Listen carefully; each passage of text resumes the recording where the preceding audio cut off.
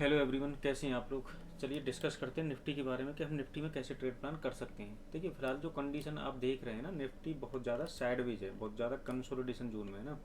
मतलब कि यहाँ पर अगर ट्रेड करना है तो इंट्राडे तो ठीक है, इंट्राडे में भी बिल्कुल छोटे छोटे पॉइंट्स अगर आप ग्रैब कर सकते तो ठीक है, वरना आप जो है ज़्यादा पैसा नहीं बना पा रहे होंगे यहाँ पे, क्योंकि क्या है ना, प्राइस थोड़ा सा मूव देता है, जैसे इस कैंडल में दिया उसके बाद कंसोलिडेशन जोन में चला गया और बहुत लंबे समय तक कंसोलिडेशन में रहता है, फिर मूव देगा, फिर कंसोलिडेशन जोन में चला जाएगा। तो इस तरीके से कुछ प्राइस चल रहा है। तो यहाँ पर जो है इससे अच्छा है कि कम से कम जब तक रेंज से बाहर नहीं आ जाता तब तक आप स्टॉक्स वगैरह में ट्रेड करते रहें, ठीक है। वरना ये इसी तरीके से आपको परेशान करता रहेगा, ठीक है। अगर आप देखेंगे ऊपर से तो देखिए एक ट्रेंड लाइन ये वाली आ रही है, ठीक है।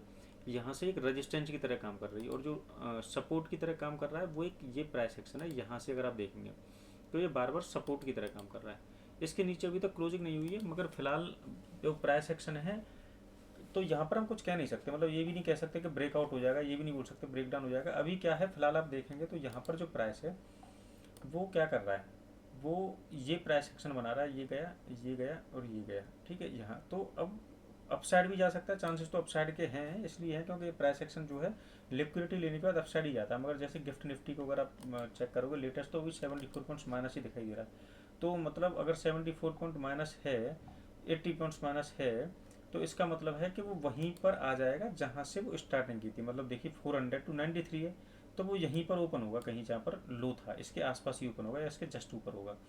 तो ऐसा हो सकता है कि अगर यहाँ पर ओपन होता है ना, अगर प्राइस एक्शन आपका यहाँ पर ओपन होता है इसके जस्ट नीचे या फिर इसके जस्ट ऊपर, सॉरी जस्ट ऊपर यहाँ पर आसपास ओपन होता है, तो यहाँ से एक बाइंग बन सकती है इस लेवल तक दोबारा तक, ठीक है।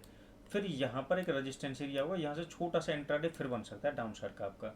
मगर ओवरऑल अगर बुलिश होना है हमें, अगर ओवरऑल हमें बोलना है कि हम बुलिश स्ट्रक्चर में एंटर कर चुके हैं, तो हमें ये ब्रेकआउट करना पड़ेगा और फिर ये रीटेस्ट के बाद अपसाइड जाना पड़ेगा, ठीक है।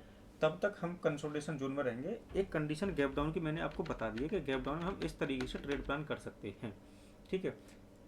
कि अगर यहाँ होता है तो यहाँ का एसएल लगा के यहाँ से बाइंग करेंगे और इस टारगेट तक के लिए बाइंग कर सकते हैं, जो ये 485 के आसपास के लिए, ठीक है। डाउन साइड के लिए क्या हो सकता है कि रजिस्टेंस, अगर प्राइस मान लीजिए गैप अप होता है और ट्रेंड लाइन पर आता है तो यहाँ से एक रजिस्टेंस फेस कर सकता है, गैप अप हो गया तो रजिस्टेंस फेस करेगा, फिर यहाँ तक आ जाएगा, फिर यहाँ से बाइंग आ सकती है, ठीक है, ऐसे करके। तो गैप अप कंडीशन ज़्यादा अच्छी रहेगी अगर इसे अपसाइड जाना है, तो गैप डाउन कंडीशन ज़्यादा अच्छी नहीं रहेगी, जैसा कि अभी हमारा प्राइस एक्शन दिखा रहा है, मतलब गिफ्ट निफ्टी शो कर रहा है कि गैप डाउन होने की संभावना ज़्यादा है। तो वो ज़्यादा अच्छी कंडीशन नहीं रहेगी ब्रेकआउट के लिए। ब्रेकआउट के लिए अच्छी कंडीशन तब रहती है जब प्राइस जो है गैप अप हो जाता है, और गैप अप होकर भले थोड़ा डाउन आता है, यहाँ से सपोर्ट फाइंड करता है और ऊपर की तरफ चला जाता है, तब अच्छा रहता है कि यहाँ तक के टारगेट हमें देखने को मिल जाते हैं फिलहाल में। मगर अभी तो देखते हैं कल सुबह तक क्या होता है कि निफ्टी गिफ्ट निफ्टी जो है गैप अप रहता है, गैप डाउन ही रहता है। तो फिलहाल की यही कंडीशन है, तो मैं तो आपको यही एडवाइस दूंगा कि छोटे छोटे पॉइंट्स के लिए अभी ट्रेड करिए आप, अगर निफ्टी में आप ट्रेड करते हैं तो।